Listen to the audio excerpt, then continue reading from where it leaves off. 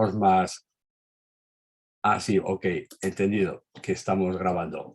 Los jóvenes todavía pueden aprender y tienen una vida por delante llena de energía, de entusiasmo, de fuerza que los que ya somos menos jóvenes no tenemos y son los responsables de construir los modelos del futuro, ¿sí? Así que realmente considero un privilegio que me dejéis concluir este estupendo congreso con la ponencia que voy a presentar ya, para no tener luego problemas de tiempo, que es algo que me pasa, y ya de paso advierto que si veis que me enrollo excesivamente, sin ningún problema me cortáis, me reconducís con toda la confianza del mundo.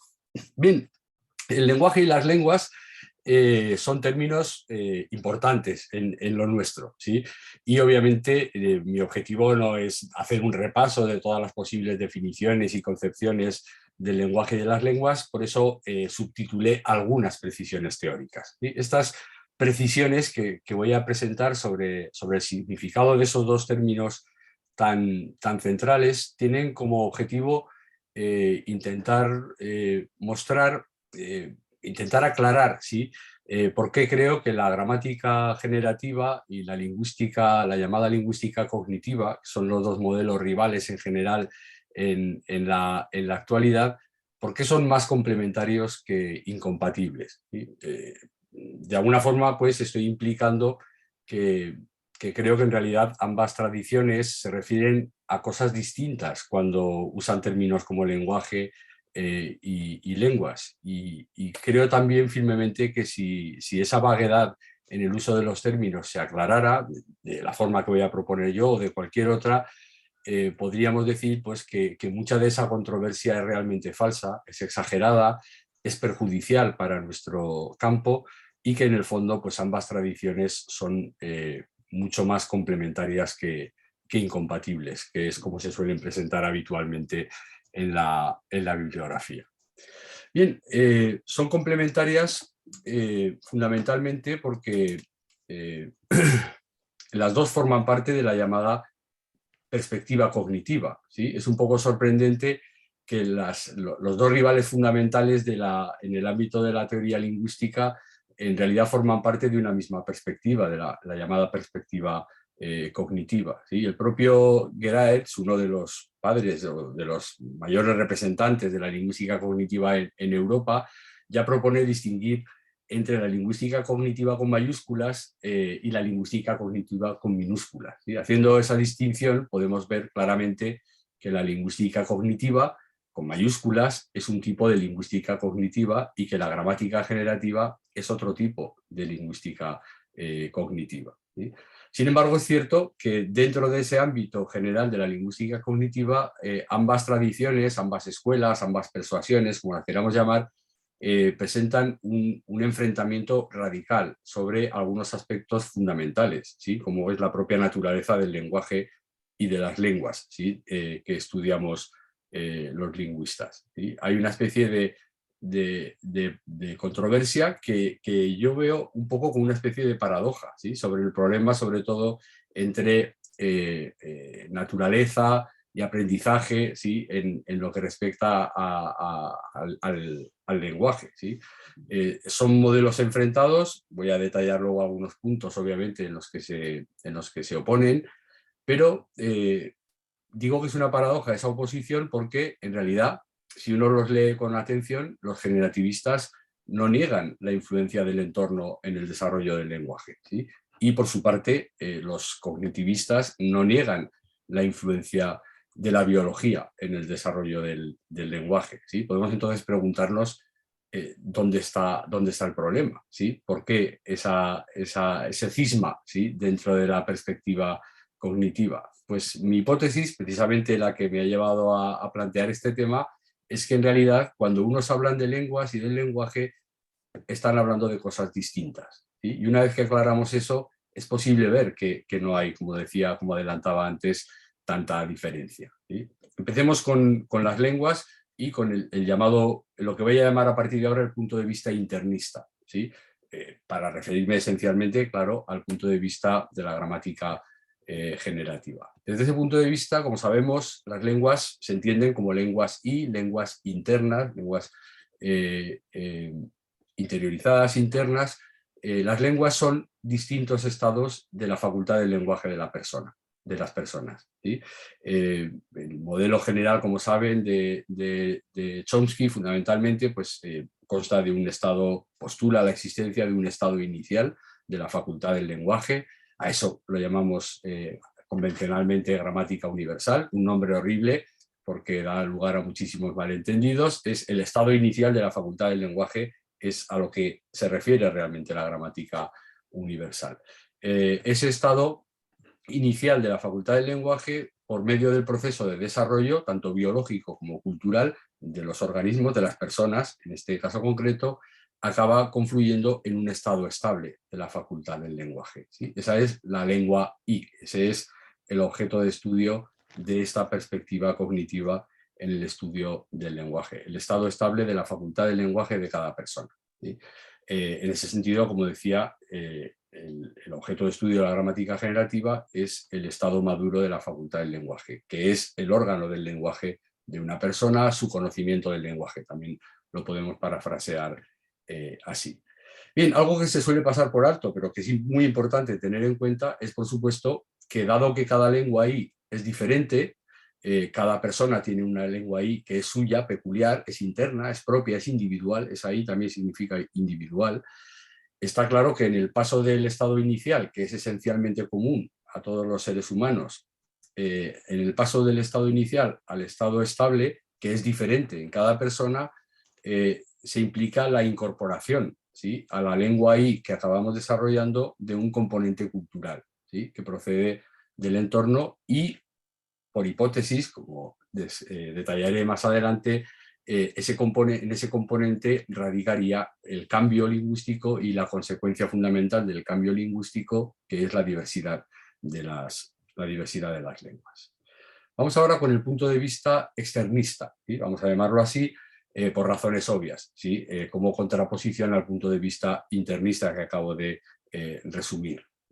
De hecho, fíjense que el propio Geerhardts ya decía que el tránsito chomskiano de la langue, ¿sí?, a la competencia, en los términos de la propuesta original de Chomsky, en contraste con el concepto de langue saussuriano, dice que la lingüística se separó del contexto social del lenguaje común, de las lenguas, habría que traducir aquí, como un código social, ¿sí? Ese es el reproche fundamental que la lingüística cognitiva de los años 80, que se inicia a finales de los 70-80, hace al modelo chomskiano. Y en efecto, en la lingüística cognitiva, las lenguas se conciben esencialmente como objetos sociales o culturales, ¿sí? Son instrumentos, son herramientas para codificar, herramientas cognitivas para codificar y organizar el significado, y están esencialmente al servicio de la comunicación, ¿sí? Esa es la caracterización más general de este punto de vista internista, que creo que puede decirse que es básicamente la concepción de Saussure de la langue, ¿sí?, pero obviamente con el expreso rechazo de la distinción entre lengua y habla, ¿sí?, en los términos saussurianos, puesto que la lingüística cognitiva es esencialmente una aproximación basada en el uso, ¿sí?, del lenguaje. Para aquellos que son tan jóvenes que no han visto nunca una foto de Saussure o han leído al gran lingüista del siglo XX, pues fíjense que lo que él define la lengua precisamente como un sistema externo y colectivo, como una entidad de naturaleza social, ¿sí? No les aburro con la cita completa, pero si ven en la parte del final, que lo he puesto en negrita, él dice que la lengua no está completa en ninguno de los hablantes, ¿sí? Ella solo existe perfectamente en la masa, en la colectividad. La lengua, el francés, el español, el inglés, la langue, es un objeto colectivo, un objeto externo y de naturaleza social, cultural, incluso podríamos decir. De hecho, hay concepciones más modernas que la de Saussure que insisten precisamente en ese aspecto, ¿sí?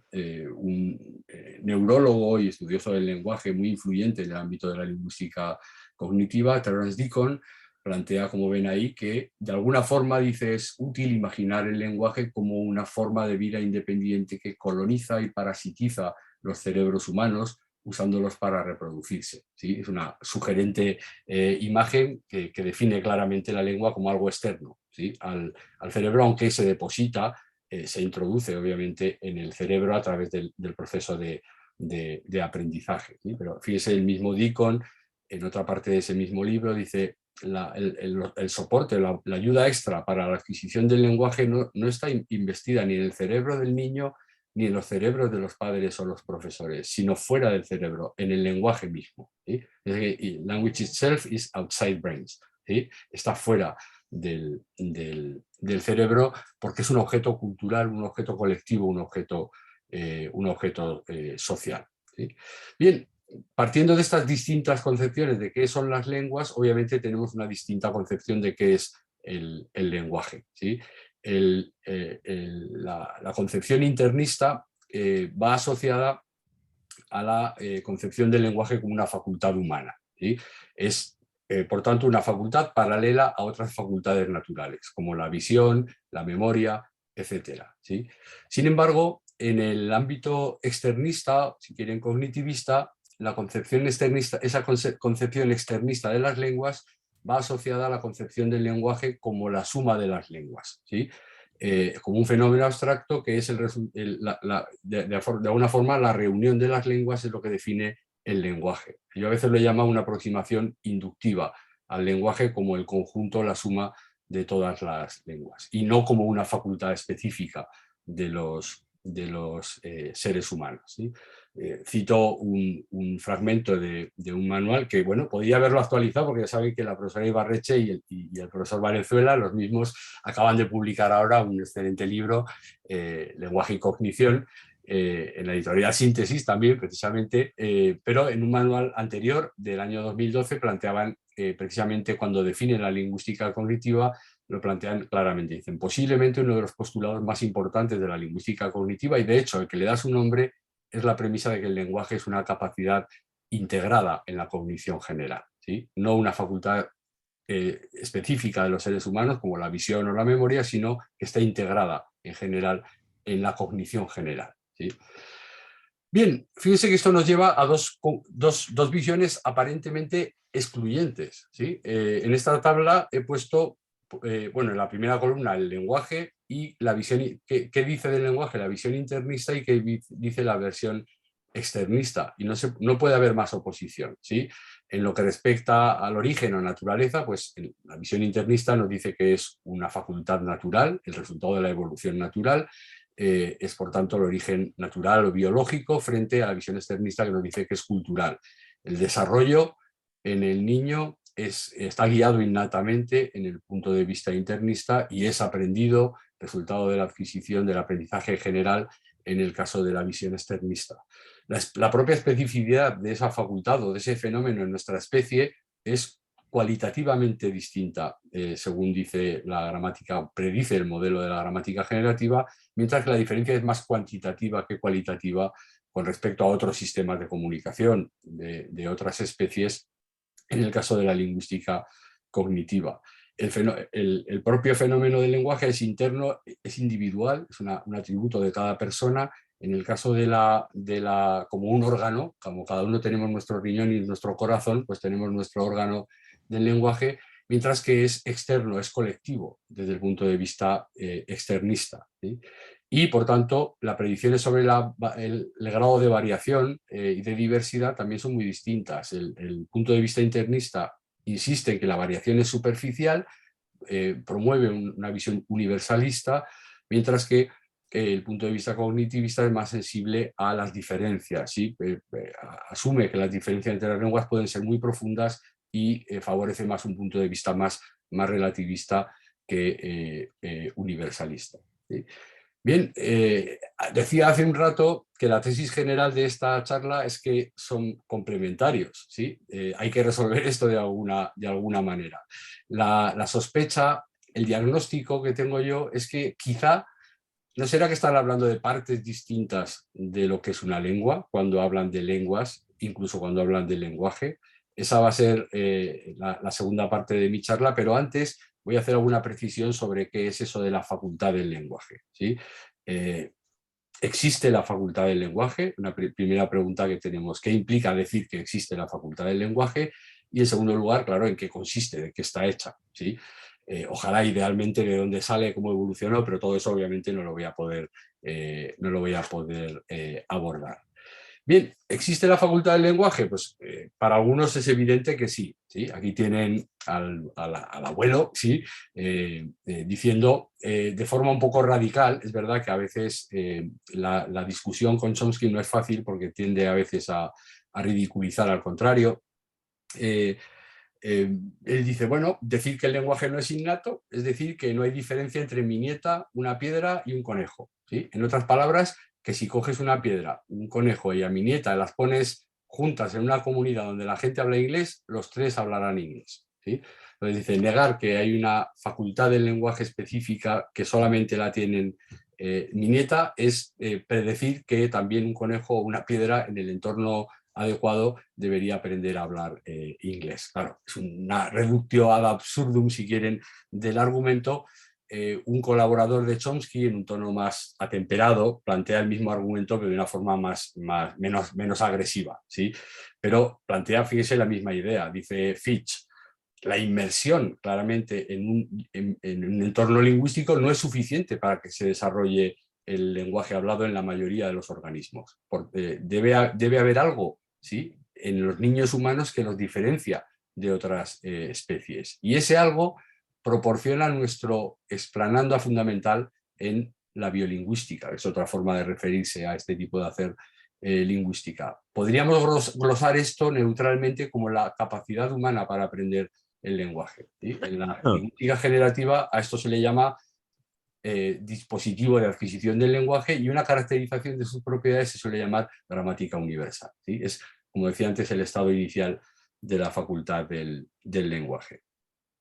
Como saben, de forma muy célebre, Hauser, Chomsky y Fitch plantearon una hipótesis sobre cuál es, su visión sobre cuál es la estructura y la naturaleza de la facultad del lenguaje y a partir de ahí poder preguntarse quién la tiene, quién no la tiene, en qué consiste y cómo evolucionó, ¿sí? Y plantean básicamente, como saben, un modelo como el que tenemos en pantalla, que está tomado directamente del artículo citado, donde distinguen la facultad del lenguaje en sentido estricto, que para ellos es únicamente lo que vamos a llamar a partir de ahora el sistema computacional, lo que tradicionalmente hemos llamado sintaxis, ¿sí? Eso sería la facultad del lenguaje en sentido estricto, ¿sí? Mientras que para que eso sirva para lo que sirven habitualmente las lenguas, ese sistema computacional tiene que estar conectado sistemáticamente a un sistema conceptual intencional, es decir, al sistema que produce la interpretación, el significado, el reconocimiento de intenciones y el propio pensamiento, y con un sistema sensorio-motor que es el que nos permite externalizar esas estructuras internas de la mente en forma de sonidos o en forma de gestos en el caso de las lenguas signadas. Claro, ellos dicen, el sistema conceptual intencional no es específicamente humano, ni es específicamente lingüístico, tampoco lo es el sistema sensorio-motor, ¿sí? Que obviamente evolucionó para otras cosas, pero quizá sí puede que sea, dicen, específicamente humano y específicamente lingüístico el sistema computacional, ¿sí?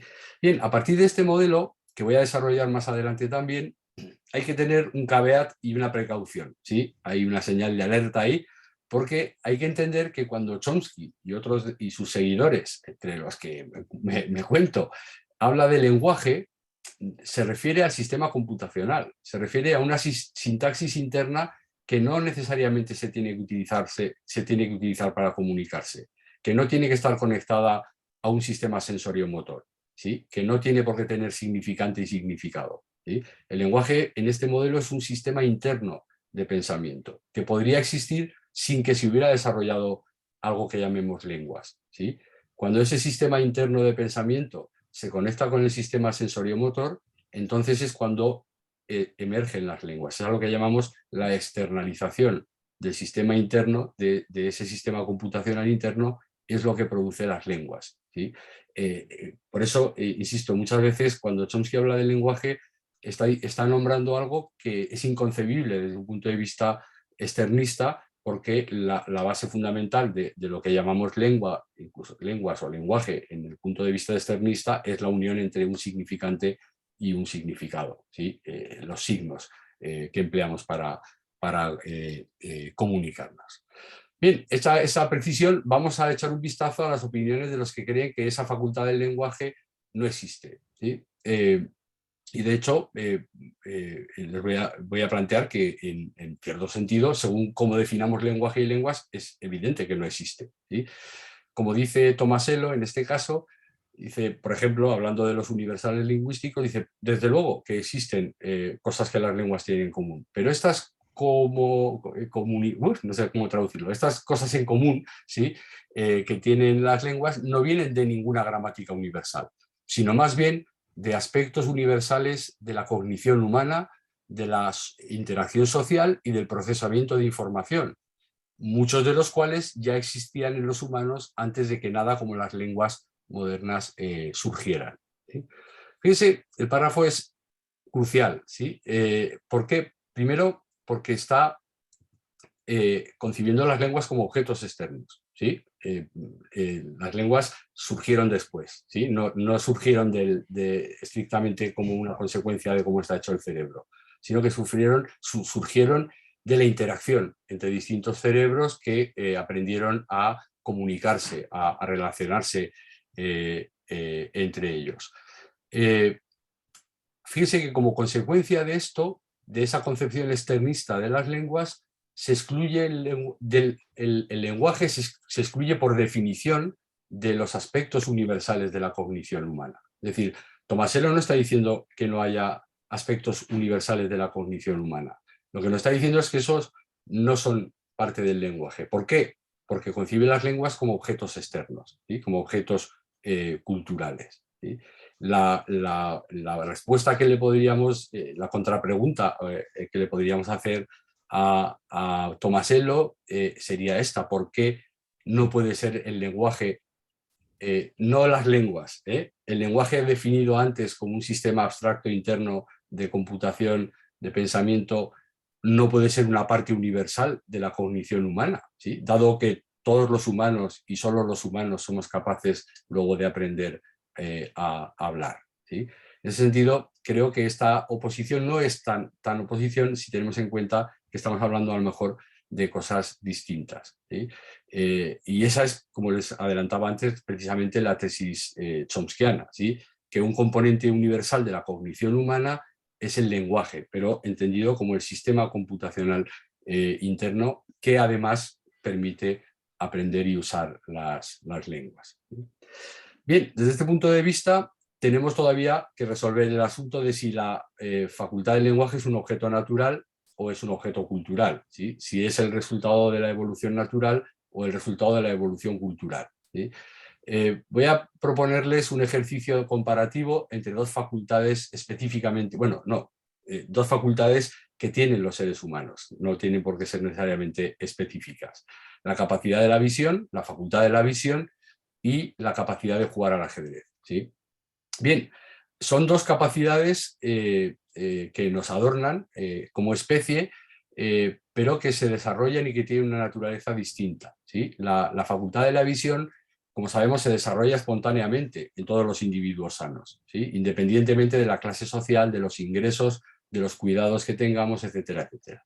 No necesita una instrucción específica, no hay que aprender a ver, ¿sí? Pero desde luego depende del estímulo externo para el desarrollo. Si no hay estímulo externo, no se desarrolla, ¿sí? Un ratón al que se le cosen los ojos cuando nace, los párpados, cuando es adulto y se le descosen es ciego, ¿sí?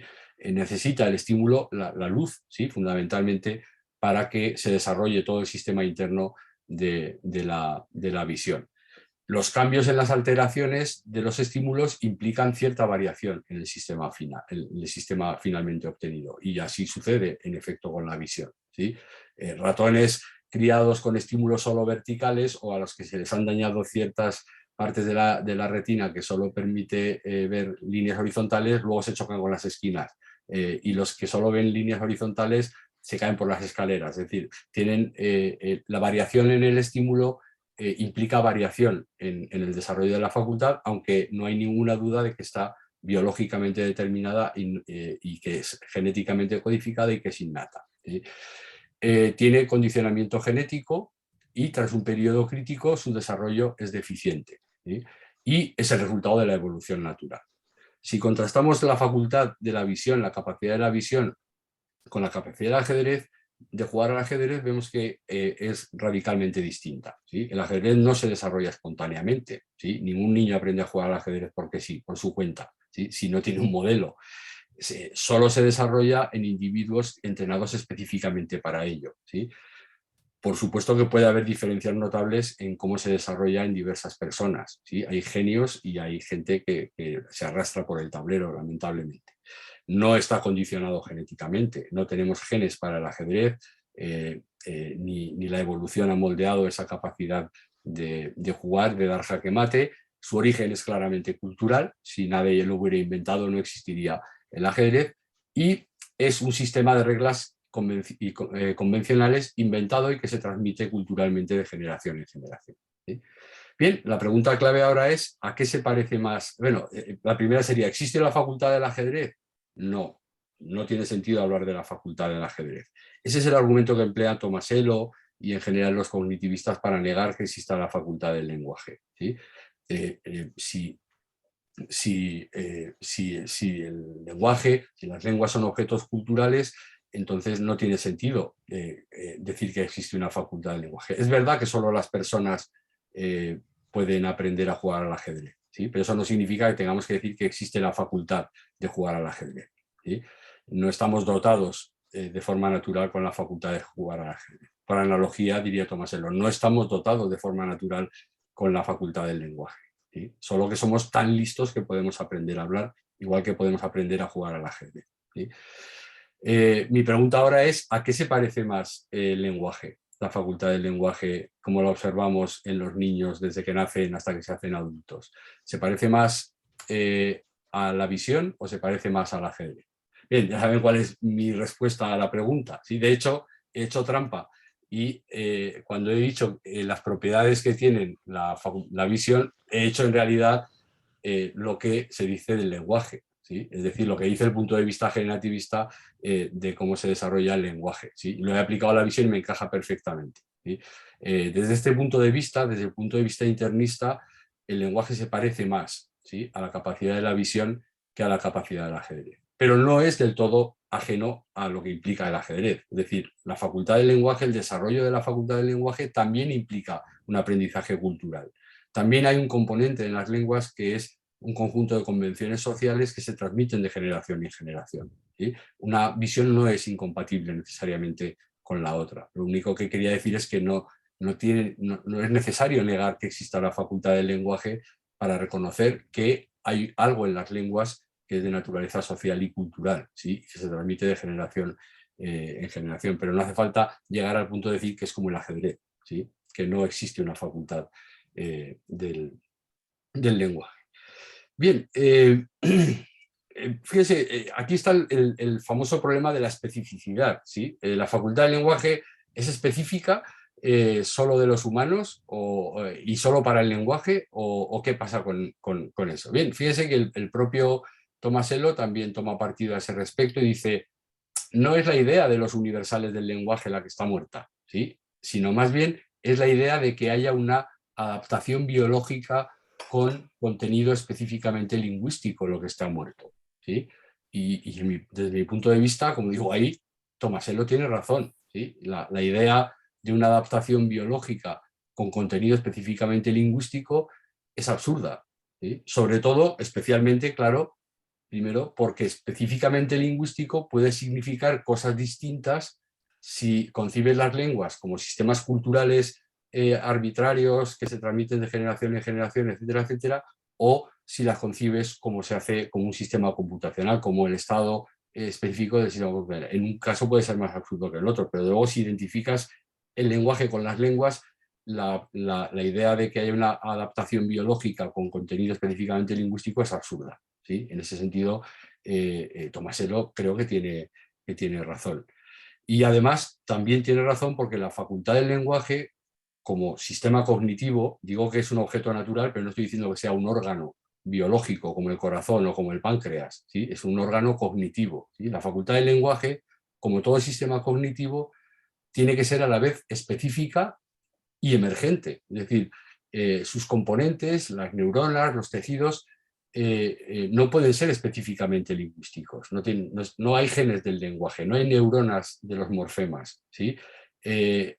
Pero su interacción, la interacción de esos componentes sí que puede generar algo que es específicamente lingüístico. Y eso no es nada misterioso ni nada mágico, ¿sí? Ahí tienen una cita que me gusta mucho, suelo repetir, de Stuart Kauffman, un biólogo teórico, formalista, que lo dice muy claramente. Dice, la vida no está localizada en la propiedad en ninguna propiedad de una molécula en particular, en los detalles, sino que es una propiedad colectiva de sistemas de moléculas en interacción, ¿sí? Pues la vida, desde este punto de vista, dice, emergió del todo, ¿sí? No está localizada en las partes, sino en las propiedades emergentes colectivas del todo que crean, ¿sí? Lo que dice Kauffman es, el sistema está vivo, pero sus partes no están vivas, están muertas, son simples productos químicos, ¿sí? La noción de vida, análogamente a la del lenguaje, nos puede servir de inspiración en esta línea, ¿sí? Fíjese que igual que la vida emerge de la química, la facultad del lenguaje emerge del cerebro, pero no tiene por qué haber, igual que no hay moléculas vivas, ¿sí? Igual que no hay una propiedad específica de una molécula que la haga viva, sino que la vida emerge de la interacción de moléculas muertas, ¿sí? No tiene que haber neuronas lingüísticas o genes del lenguaje para que haya una facultad del lenguaje, ¿sí? No por eso es menos real o menos natural, y no por eso no es el resultado de la evolución natural. Bien, voy a ir ya a la recta, digamos, final, para poner un poco más de concreción en esta discusión un poco teórica que he estado planteando.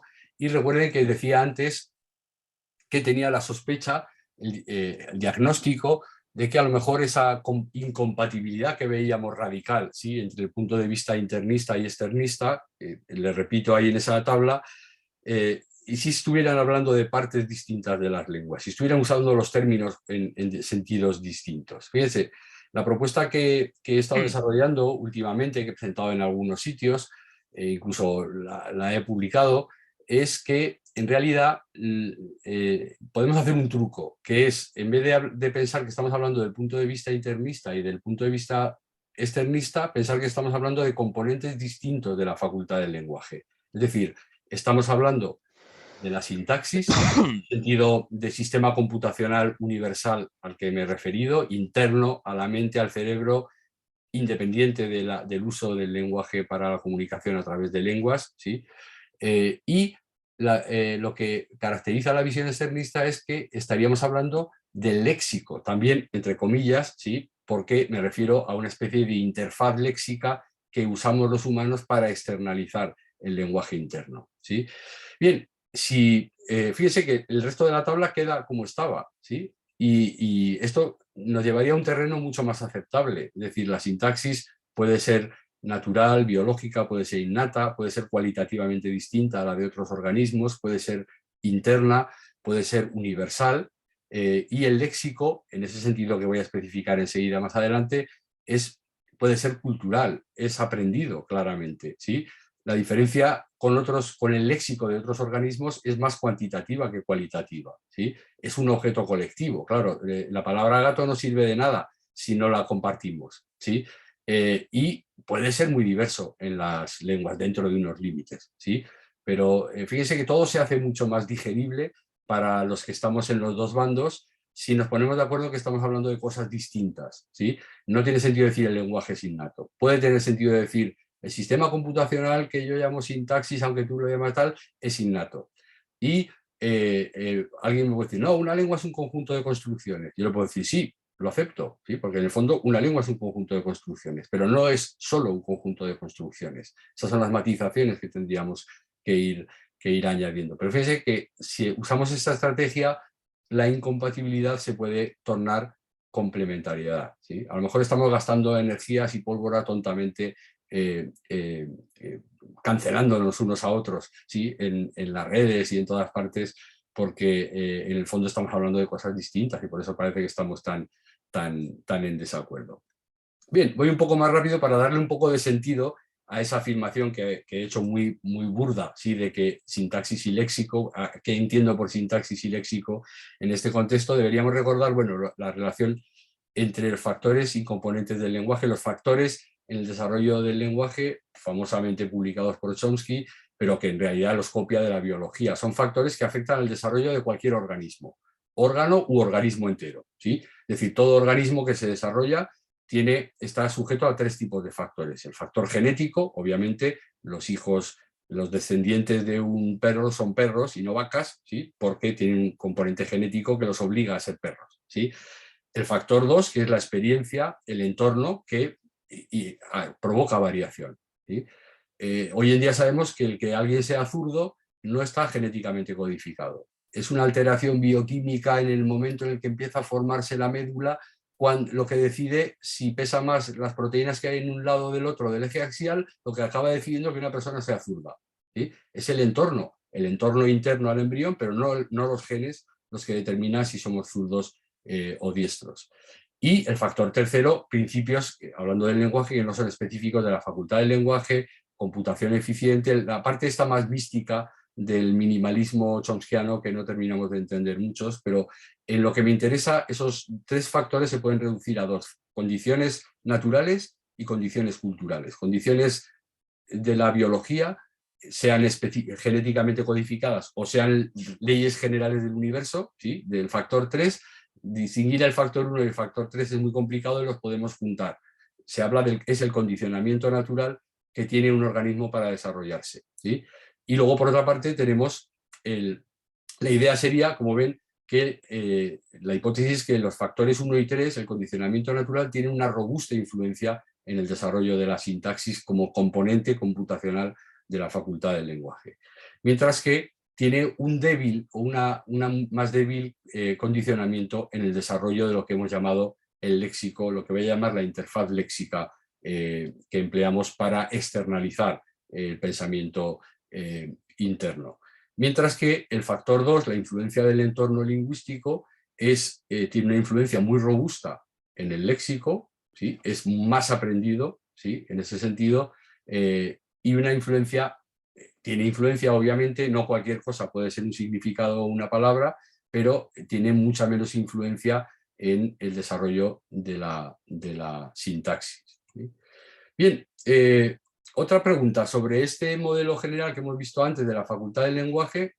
¿Dónde están las lenguas sí? ¿Sí? ¿Qué diferencia el ruso del alemán? ¿Sí? En eso. Si eso es el estado inicial de la facultad del lenguaje, ¿qué tiene que pasar para que una persona hable alemán y otra persona hable ruso? ¿Sí? Pues lo que tiene que pasar es que conforme se va desarrollando el cerebro, el sistema sensorio-motor, el sistema conceptual intencional y el sistema computacional de una persona, se va interiorizando una interfaz léxica. Esa interfaz léxica es de alguna forma la que empleamos para conectar, ¿sí? Eso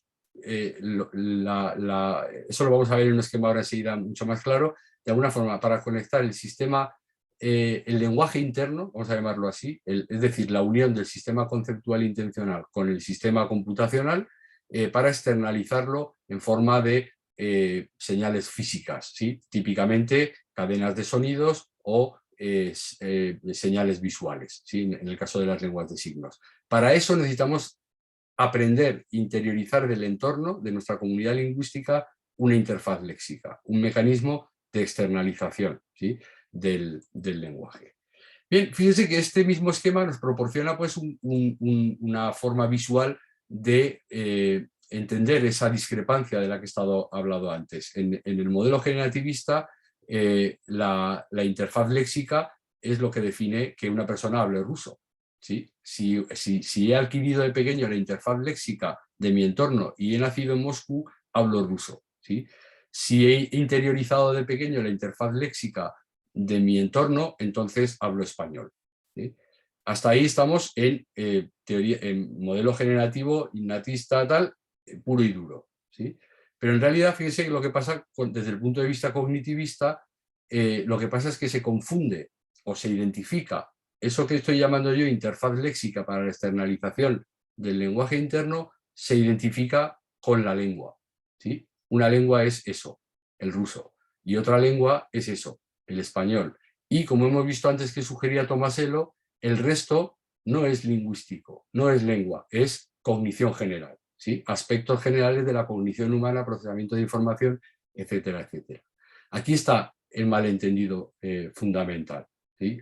Pero fíjese que estamos nombrando de cosas de formas distintas los mismos componentes, ¿sí? No niega Tomasello que haya principios universales de la cognición humana, ¿sí? Lo que niega es que sean lingüísticos porque usa una definición de lingüístico distinta a la que emplea, por ejemplo, Chomsky, ¿sí? Cuando usa lingüístico para referirse a algo que no son las lenguas, sino que es la facultad del lenguaje tal y como él la concibe, ¿sí? Que es, como saben, su hipótesis es que el lenguaje, incluso desde el punto de vista evolutivo, es esencialmente un sistema de pensamiento, ¿sí? Él lo ha dicho expresamente, dijo, el más temprano estado del lenguaje sería justo eso, un lenguaje del pensamiento usado internamente, ¿sí? Y luego formula la hipótesis, por tanto, de que la sintaxis evolucionó para el pensamiento, no para la comunicación, ¿sí?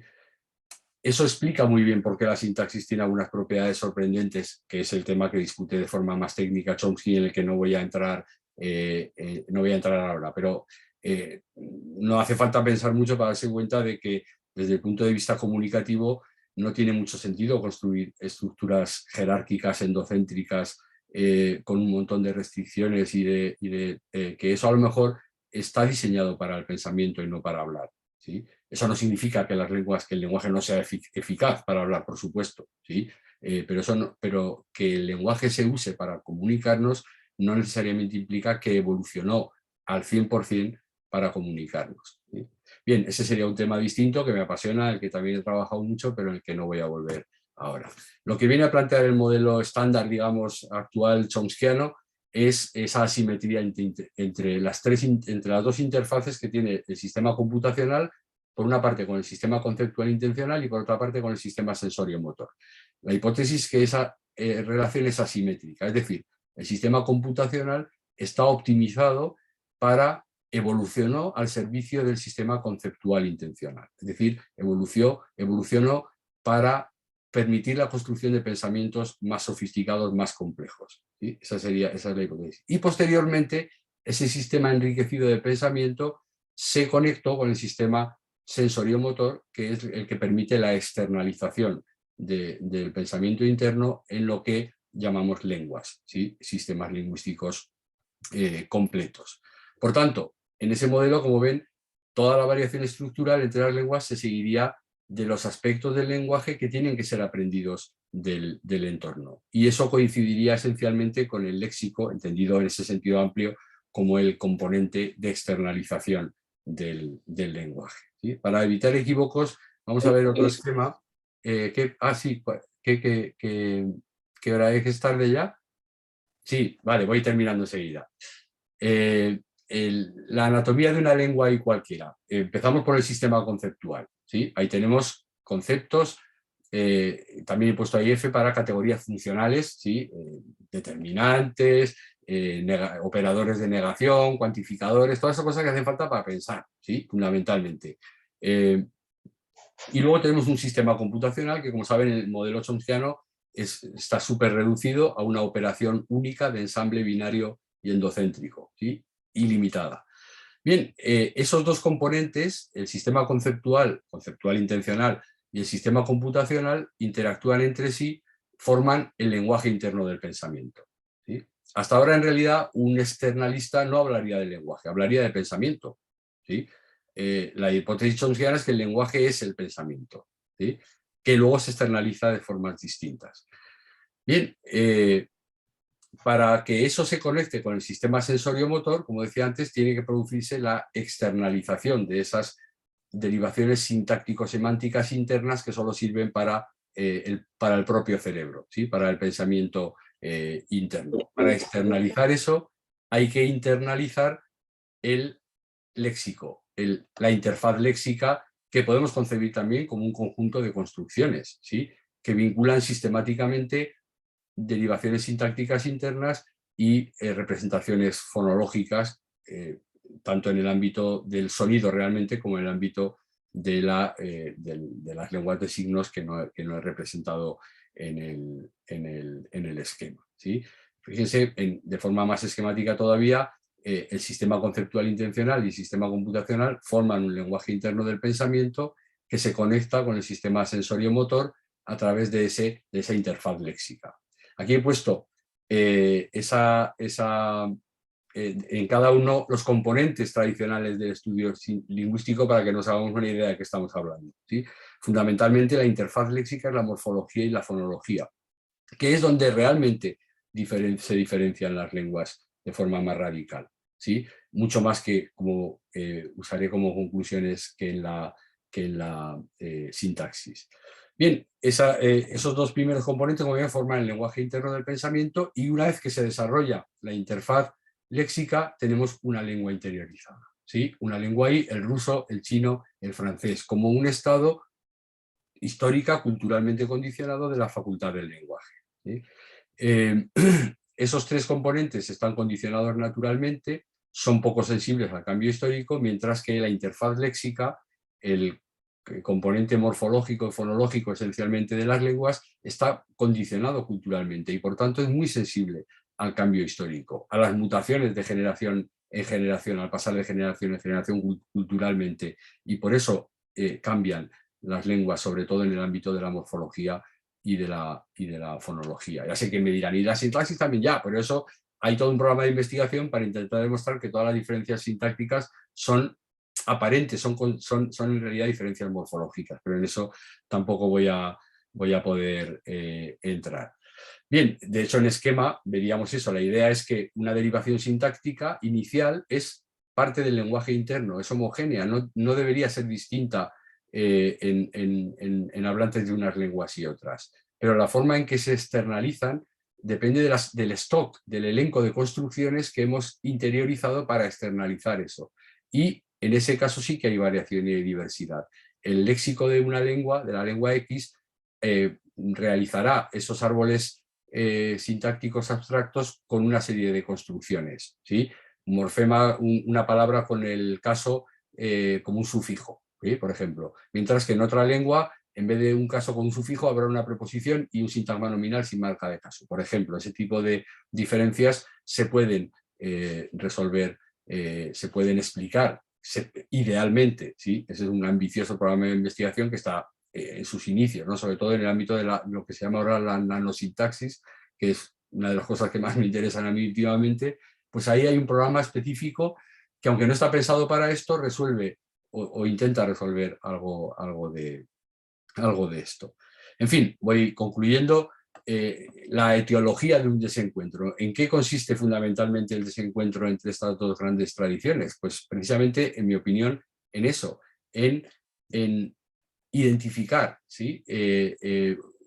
Como una lengua, lo que es solo un componente, el componente variable y cultural de una lengua de una lengua interiorizada, ¿sí? Entonces, cuando Goldberg y en general la gramática de construcciones dice que las lenguas no son sistemas tan sistemáticos y tan abstractos como dice Chomsky, sino que son construcciones, ¿sí? Memorizadas por fuerza bruta entre forma y sentido, y que luego se generalizan por analogías, se extienden y tal. Tiene sentido, las construcciones existen, todos hablamos empleando construcciones, pero en mi opinión eso no agota para nada lo que es una lengua, porque una lengua es un estado específico de la facultad del lenguaje, ¿sí? De todo el componente. No podemos identificar una lengua con un componente de una lengua. Cuando pasa eso, fíjense, hay afirmaciones que si no hacemos esa identificación, yo las comparto perfectamente. Es decir, el famoso artículo de Evans Levinson, ¿no? Sobre la diversidad de las lenguas, que tiene que ser el núcleo de la investigación, porque la diversidad es el patrón normal y lo raro es las generalizaciones y tal. En realidad tiene sentido si estamos hablando de la interfaz léxica, ¿sí? Lo mismo, Haspelmann, las categorías gramaticales son específicas de cada lengua. Sí, si estamos hablando de los formantes, de la realización de los trozos de fragmento morfofonológico que usamos para representar una determinada estructura. Son distintos en cada lengua. No podemos sustituir el caso dativo en ruso con el caso dativo en latín. No siempre que encontramos dativo en latín vamos a encontrar dativo en ruso. ¿Significa eso que las categorías gramaticales son específicas de cada lengua? No está tan claro, ¿sí? que tengamos que llegar a esa conclusión si tenemos una perspectiva un poco más abstracta de qué es el caso dativo. La sintaxis y la gramática son el resultado de los procesos históricos de gramaticalización. Bueno, yo puedo aceptar que las categorías gramaticales tradicionales, los sufijos, las preposiciones, las conjunciones, pueden haber sido entidades léxicas en el pasado y se han reciclado, ¿sí? Ese tipo de cosas tiene sentido, son aceptables si se está hablando si está definiendo lengua como la interfaz léxica, como un componente de la facultad del lenguaje, no identificando la lengua con la facultad del lenguaje. Lo que decía antes de la variación, las lenguas pueden diferir una de otra sin límites y de maneras impredecibles. Pues sí que es verdad que no podemos predecir cuántos tipos de morfemas, de cosas se van a codificar con un morfema o no, porque hay unas lenguas, los honoríficos son sufijos, en otras no, los evidenciales, ese tipo de cosas, hay una profunda variación, ¿sí? Eso no está reñido con una concepción universalista de la sintaxis entendida como un sistema computacional al servicio del pensamiento. Existen lenguas con una sintaxis subdesarrollada, bueno, que reflejan de forma menos clara que otras la complejidad sintáctica que realmente subyace, ¿sí? A todas las lenguas, y lo que decía antes de Tomasello, ¿sí? Si uno identifica la lengua con el componente de externalización de la lengua, entonces tiene que concluir, como hacía Tomasello, que los aspectos comunes a las lenguas tienen que ser consecuencia de aspectos universales de la cognición humana, no específicamente lingüísticos, porque por definición los que son aspectos universales cognitivos se consideran extralingüísticos. Bien, por tanto, bueno, y ahora sí que termino de verdad, algunos hechos no especialmente controvertidos que apoyan el punto de vista que he planteado, pues que creo que se ha observado tradicionalmente que el argumento de la pobreza del estímulo es especialmente fuerte cuando se aplica al desarrollo del conocimiento sintáctico, ¿sí? Pero es verdad que los modelos conexionistas y de aprendizaje estadístico funcionan mejor con el léxico, en ese sentido amplio, que con la sintaxis, ¿sí? ¿Por qué? Porque eso se aprende realmente por medio de aprendizaje estadístico, etcétera. Pero no se puede aprender por aprendizaje estadístico, por generalización y analogía, la sintaxis, ¿sí?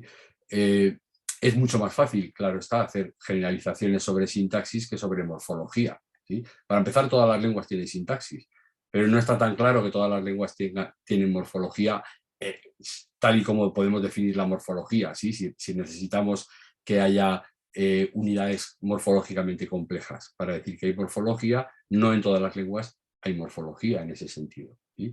Y desde luego no hay universales sustantivos morfológicos, ni es posible cuestionar, por ejemplo, que en una lengua haya adjetivos o que haya nombres o que haya verbos, porque tenemos que definir nombre, verbo usando categorías gramaticales que pueden variar de una lengua a otra. Pero yo no he encontrado argumentos, bueno, he encontrado alguno, pero no parecen muy atendibles, de que haya lenguas en las que no haya grupos nominales o grupos verbales, ¿sí? ¿Por qué? Porque eso es sintaxis, ¿sí? Y eso es mucho más común que el ropaje morfológico que cada lengua adopta para reflejar con diverso grado de complejidad, de detalle, la estructura sintáctica. Todas las lenguas tienen categorías funcionales, pero no todas las lenguas tienen afijos, por ejemplo, ¿sí? Ese tipo de cosas son obvias y parecen apoyar precisamente eso, ¿sí? Si esto tiene sentido, es decir, si la sintaxis está fundamentalmente determinada de forma natural por nuestra propia biología, por nuestra propia naturaleza, y el léxico, en ese sentido amplio en el que lo he definido como componente de externalización de las lenguas, es el resultado fundamental de la influencia del entorno lingüístico, entonces hay más complementariedad, ¿sí?, de lo que habitualmente se admite entre estas dos teorías. Y con esto termino ya. Gracias.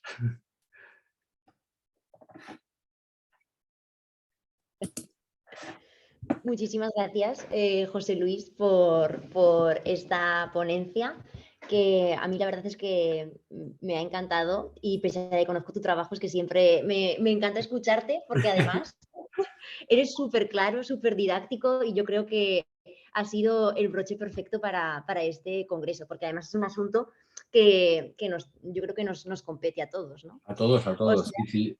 sí, a todos como lingüistas.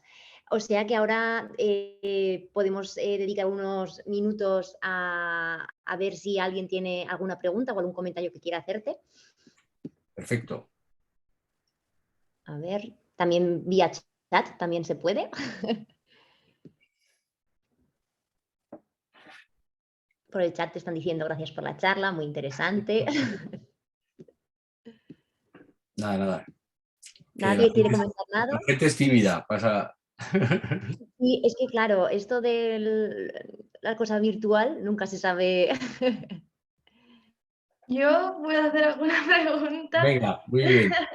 Me puedo atrever, me puedo atrever. Hombre, A mí me gusta mucho, José Luis. Yo te había escuchado alguna vez hablar. Nunca habías planteado así, o sea, entera así esta propuesta. No la había escuchado, así que me ha parecido muy interesante. Y yo tengo una duda, bueno, tenía dos, pero a ver si me des expresar, porque a lo mejor meto la pata. Si estamos hablando de que el lenguaje, para la perspectiva internalista, sería un sistema de pensamiento. Entonces podemos decir que, por ejemplo, una persona que no accede a ese input, ¿no? Estoy pensando en el caso de Jenny, más conocido, el pensamiento lo sigue teniendo, ¿no? Porque el sistema computacional está ahí, es algo natural, pero luego cuando ya se involucró en la sociedad, en realidad ya tampoco aprendió la pragmática, que es totalmente cultural. Entonces ahí me crea también un problema de a lo mejor el periodo crítico no solo afecta a lo natural, o sea, lo que presentamos como el lenguaje, ¿no? El pensamiento, y luego eso también está relacionado con pensar que si el lenguaje es un sistema de pensamiento, entonces todos los hablantes pensamos igual, pero lo externalizamos de diferente manera. Entonces no habría diferencias cognitivas. No digo diferencias cognitivas obviamente de inteligencia, ni obviamente no, porque eso sería discriminatorio, pero de atencionales, como se han demostrado, o de foco, etcétera. No sé, ¿qué piensas tú sobre eso? genial, no, no, me parecen dos preguntas estupendas, ¿sí? Además de las que atacan, ¿sí? A este planteamiento que además en las que he pensado mucho, también y que me han quitado mucho, mucho el sueño. Bien, el caso del periodo crítico es muy difícil evaluar realmente qué sistema cognitivo interno tenía Jenny o podía tener. Lo que está claro es que, como sucede con otras facultades, digamos, para las que estamos naturalmente inclinados, el estímulo es fundamental, ¿sí? Para que se desarrollen en la Sí, eso interacción me ha sorprendido, porque con no el sabía lo de la entorno. visión. Lo de la visión es clarísimo, ¿no? Entonces, fíjate que la visión es mucho más claramente innata y biológica que el lenguaje. Sí, sí, sí, ¿Sí? eso Lo me otro es sorprendió una mucho. hipótesis, bueno, sospechamos que sí, pero lo de la visión es clara y aún así, claro, también es cierto que el estímulo tiene un papel mucho más modesto que en el lenguaje, ¿sí? Es una cuestión de equilibrios, pero hace falta un estímulo externo y el estímulo externo no solamente permite que se desarrolle esa facultad que está genéticamente prevista, pero que puede no activarse si no tiene el estímulo externo adecuado, como que también puede influir cómo se desarrolla, ¿sí? Y en ese sentido, el caso que dices fíjate que los casos de Jenny y compañía se han utilizado típicamente como argumentos a favor de la existencia de un periodo crítico, pero sí que pueden usarse, como lo has usado tú, como un argumento en contra del carácter intrínsecamente interno del sistema computacional. Está claro que no he oído hablar a Chomsky mucho de esto porque no es, creo que lanza en ese sentido se ha preocupado más por cómo se refleja el sistema computacional estudiando las lenguas que en un análisis específico que es probablemente imposible de hacer de cómo es el sistema computacional en ausencia de componente de Claro. externalización, ¿sí? Entonces, a lo mejor lo que desarrolla Jenny es una capacidad lógica superior a la de cualquier otro primate, pero desde luego no tiene todos los beneficios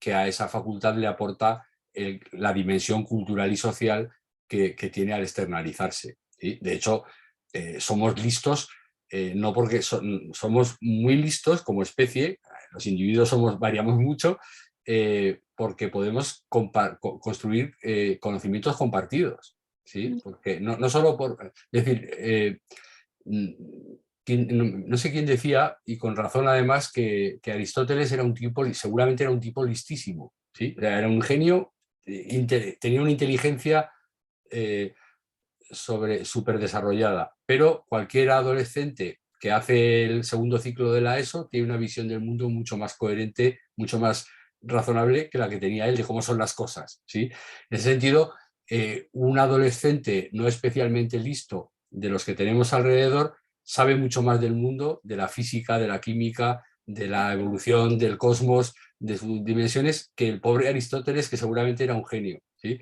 Entonces, que haya un motor combinatorio y restricto dentro del cerebro puede tener unos límites si no se enriquece el elenco de conceptos que podemos combinar con ese motor, ¿sí? Y ahí es donde entra lo que decías, el segundo asunto, que claro, no he entrado en cómo esa interfaz de externalización también puede tener influencia hacia adentro, es decir, hacia la organización del sistema conceptual. Esto predice los efectos relativistas de los que me hablas, están ahí, es decir, están probados empíricamente. A veces yo he tenido ciertas reservas con algunos experimentos, con algunas conclusiones que se sacan, pero están ahí. Es un hecho evidente, sería absurdo negarlo y a lo mejor tenemos que cambiar. Yo usaría otra terminología, no diría como Boroditsky, ¿no? Que aspectos, flecos de la gramática determinan crucialmente nuestra concepción del mundo. Hombre, pues mire, pues a lo mejor no. El hecho de hablar la lengua en el que hay casos o no hay casos no cambia tanto la cosmovisión, el respeto por los derechos humanos, ese tipo de cosas parecen No, estar porque si no es protegidos, ¿sí? discriminatorio, Están protegidos racista. no se hacen matemáticas de forma distinta una vez que se pasa a lo puramente cultural, ¿eh? Es decir, que una vez que vas a estudiar matemáticas avanzadas, no vas a tener ventaja por hablar una lengua u otra para demostrar el teorema de Fermat, ¿sí? Es decir, hay ciertos componentes cognitivos que no dependen seguramente de la cultura y del entorno, pero muchos otros sí, ¿sí? Y ahí tendría que existir más, es verdad, cuando he dicho sistema de externalización, ese es el punto de vista chomskiano que le interesa, ¿sí? Pero es verdad que una vez que tienes eso también es parte de la cognición, ese sistema, y por ahí entran conceptos nuevos, asociaciones nuevas entre conceptos, metáforas, etcétera, que a lo mejor en una cultura están más activas que en otra, ¿sí? Y eso, desde luego, no es incompatible, ¿no?, con los efectos relativistas. Me Ajá. alegro mucho que me haya hecho esa pregunta. Gracias, José Luis. No estaba preparada, pero muy bien, No, pero Andrea. vamos, ha Muchas venido muy gracias. bien. No, porque yo tiendo a simplificar también, es verdad, es normal. Claro, sí, sí, pero muy bien. ¿Alguien quiere comentar algo más o tiene alguna otra pregunta? Por el chat siguen dándote la enhorabuena, ha sido muy interesante, muchas gracias. Muy bien, Interesantísimo y muy bien explicado pese a la complejidad del tema. muy bien, muy bien. Eso lo...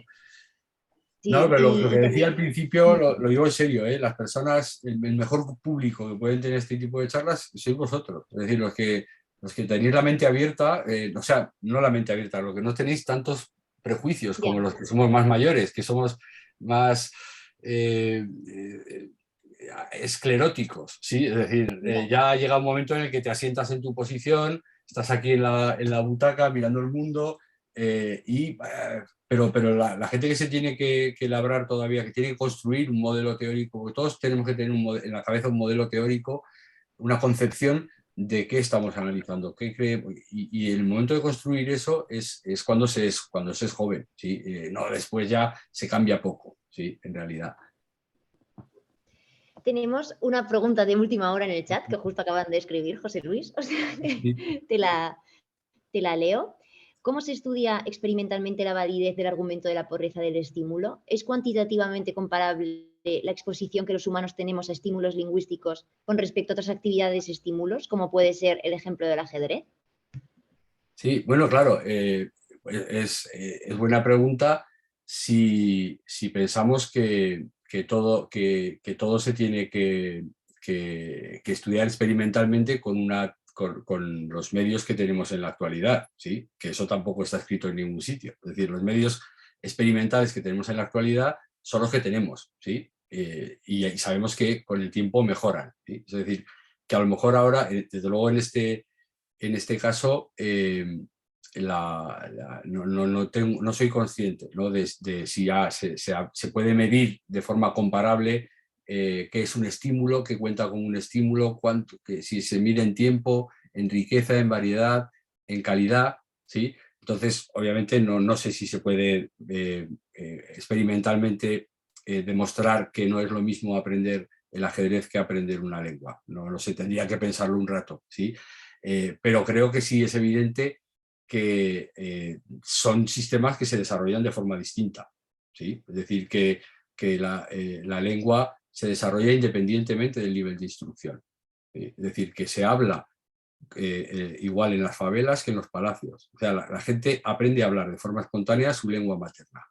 Otra cosa es que aprenda ortografía, discurso, retórica, el argumento del hombre de paja, no sé qué, eso sí, eso no, pero eso no es lenguaje. Como decía en su charla estupenda de ayer de la profesora Scandell, lo que importa es lo que se habla, ¿sí? Y los meniños de las favelas hablan su lengua de forma perfecta y nadie les hace ningún caso, no tienen ningún tipo de instrucción. Tiene un estímulo ambiental, ¿sí? Y hace falta un grado X de estímulo ambiental.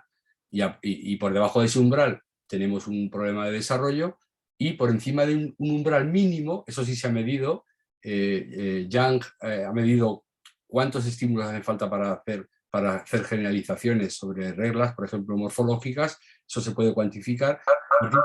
A partir de un umbral mínimo se desarrolla de forma homogénea en toda la humanidad, en todos los individuos. Pero el ajedrez no, ¿sí? Hombre, si pusiéramos a todos los niños a aprender al ajedrez, ¿aprenderían? Seguramente, ¿sí? Aprenderían todos y habría algunos genios y habría otros que no. Pero de forma espontánea no desarrollan esa capacidad porque está culturalmente condicionada, ¿sí? Pero vamos, sí, desde luego es una pregunta interesante y no tengo una respuesta directa. Si se puede medir y comparar, ¿sí? El estímulo lingüístico con los estímulos necesarios para desarrollar otras capacidades, aparte del lenguaje. Muchas gracias, Víctor, por tu pregunta. Buena también, por cierto. Sí, Sí, eso que no es. estamos evaluando preguntas, pero vamos, han sido todas muy buenas. Y no sé si alguien quiere comentar algo más. Y si no, pues vamos a proceder a cerrar este congreso. Y bueno, aprovechando que estamos todos aquí conectados, si os queréis poner las cámaras, chicos, y así os podemos ver, ya que estos días nos hemos ido conociendo. Ah, qué bien, es una gozada ver ahí cómo Sí. salen. Estaban todos escuchándote, ¿eh, José Luis? Eran un Bueno, número, pero... estaban en el ordenador, eso sí. Bueno, he visto la botella, es chulísima, ¿eh? Me encantó el Qué guay. paquetillo. Por cierto, ¿Miss Bennett ha salido o no? Pues no lo sé, creo que por ¿Ah? Twitter no, ¿verdad? Por Twitter no, ¿alguien por aquí? Claro, es que luego también puede ser que haya gente que no sea activa en redes sociales y entonces Claro. no. No. Pero se ha encontrado mucha gente, ¿eh? La verdad es que Diría no para qué tengo esperábamos. aquí. Sigo siendo Mr. Darcy, ¿eh? O sea, estoy Sigue, aquí. Mr. Darcy sigue estando solo. Lo que queráis. Ay, muy bien, chicos, pues qué gusto veros así a todos por aquí. Si queréis, para cerrar el congreso, voy a ceder la palabra a la presidenta de la asociación, a Sole, que también la tenemos por aquí, por si quiere decir algunas palabras. Hola, ¿me escucháis? Sí. Sí. Vale, pues muchas gracias, Natalia. Y bueno, pues solo voy a ser muy breve. Pues quería decir que bueno, que terminamos con éxito un congreso más de la Asociación de Jóvenes Lingüistas. Insisto en darle la enhorabuena al comité organizador. La verdad es que el congreso ha sido un éxito rotundo, ha habido pequeños problemas técnicos que habéis sabido solventar con mucha rapidez, siempre con buena actitud, y la verdad es que ha sido un gustazo teneros como anfitriones. Y la verdad es que creo que estoy segura de que hablo en nombre de todos los socios cuando os doy las gracias, porque las actividades que habéis organizado han sido idóneas para amenizar el congreso, las conferencias plenarias, no sé, la verdad es que ha sido un gustazo, creo que nos hemos sentido todos un poquito más cerca entre nosotros y también de Zaragoza. Decía en la inauguración que se notaba que había sido un congreso preparado con mucho esmero, con cariño, y después de vivirlo confirmamos, ¿no? Confirmamos la hipótesis, es algo que todos tenemos claro. Y bueno, a los socios, pues esperamos que hayáis disfrutado del congreso, que hayáis sacado provecho, que hayáis disfrutado por escuchar los avances en las investigaciones de los compañeros, que también os hayáis llevado una valiosa retroalimentación para continuar con vuestra tarea. Y gracias a los socios por hacerlo posible. Os esperamos el año que viene en Sevilla, porque para quien no estuviera en la asamblea, pues el próximo congreso será en Sevilla. Así que bueno, estad pendientes de las redes sociales, que por ahí veréis todas las novedades. Y nada más por mi parte. Muchas gracias a todos y hasta pronto. Muchas gracias, Sole, por tus palabras. No sé si mis compañeros del comité quieren decir algo. Bueno, yo por mi parte daros las gracias a todos los participantes, asistentes al Congreso, a mis compañeros también, ha sido un gustazo trabajar con ellos durante estos 2 años. Ha sido gratificante en muchos aspectos, también ha sido estresante en algunos. El grupo de WhatsApp se llama Estrés que va y la verdad que un poquito de estrés sí que hemos tenido. Sí, es verdad. Da nombre.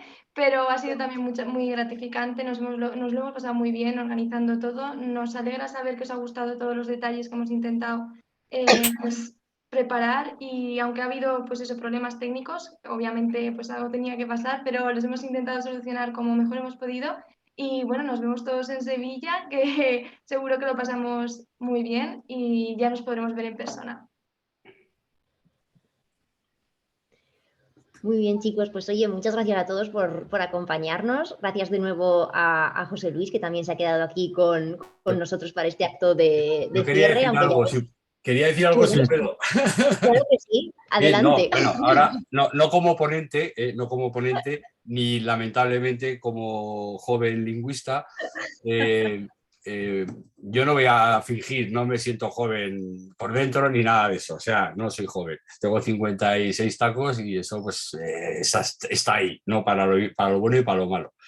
Quería hablar más como director del departamento, por supuesto, aunque no, claro, es un poco absurdo que os dé las gracias por haber venido a Zaragoza, que tendría que deciros ahora que espero que hayáis disfrutado de nuestras instalaciones, de la ciudad, de las tapas, del Pilar, etcétera, pero claro, no puedo decir nada de eso porque aunque hubo una visita virtual, pues es un congreso que ha sido tristemente en esta modalidad tan impersonal, ¿no? Y en ese sentido, sí quería, aprovechando que está aquí la presidenta de la asociación y me imagino que los miembros de la junta directiva, que le deis otra oportunidad a Zaragoza. Ya sé, no, están horrorizadas ahora mis compañeras porque dirán, ¿cómo?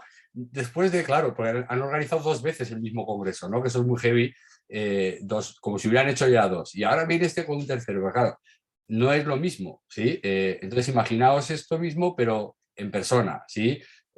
Con el buen tiempo que hace en Zaragoza cuando no hace demasiado frío, demasiado calor, pero una ciudad luminosa, muy acogedora, en la que seguro que la mayoría, si no habéis estado, os hubiera encantado, y una universidad pues, que está con los brazos abiertos para organizar estas cosas, y a lo mejor además podríamos tener hasta una facultad nueva, porque estamos en construcción ahora. O sea que yo creo que la candidatura de Zaragoza, claro, tendremos que alimentar nuevos jóvenes lingüistas que dentro de 2 o 3 años todavía puedan ser jóvenes lingüistas, que no sean doctorado, por ejemplo,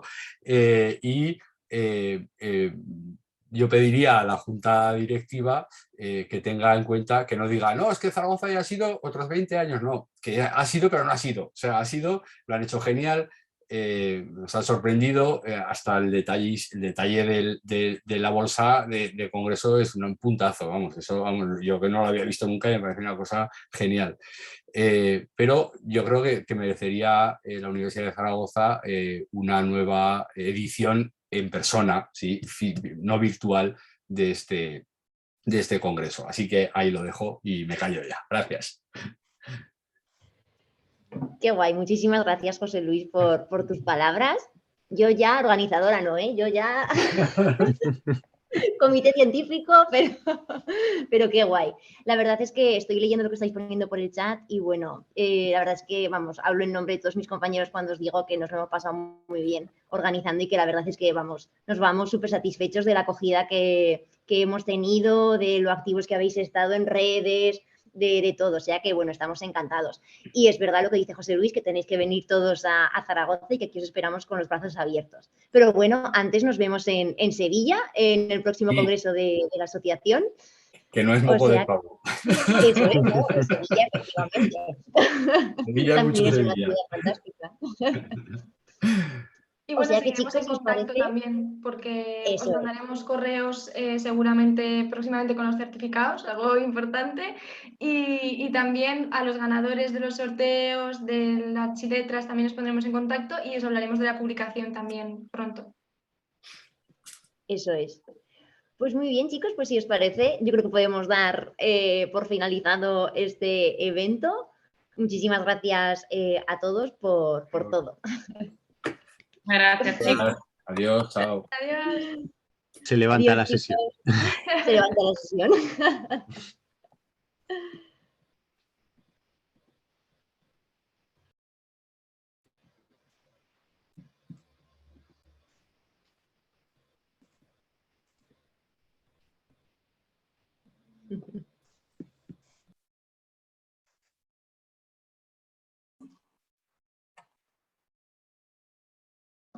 Aquí se ven los que no estaban conectados.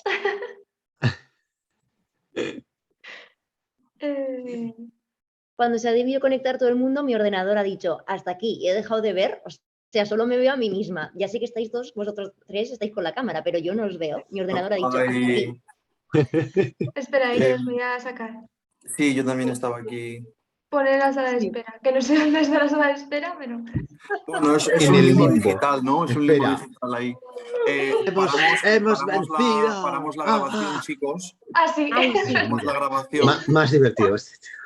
No lo he dicho antes porque he pensado que ya que estábamos, pues también se podía grabar la cláusula, pues sí, yo qué sé.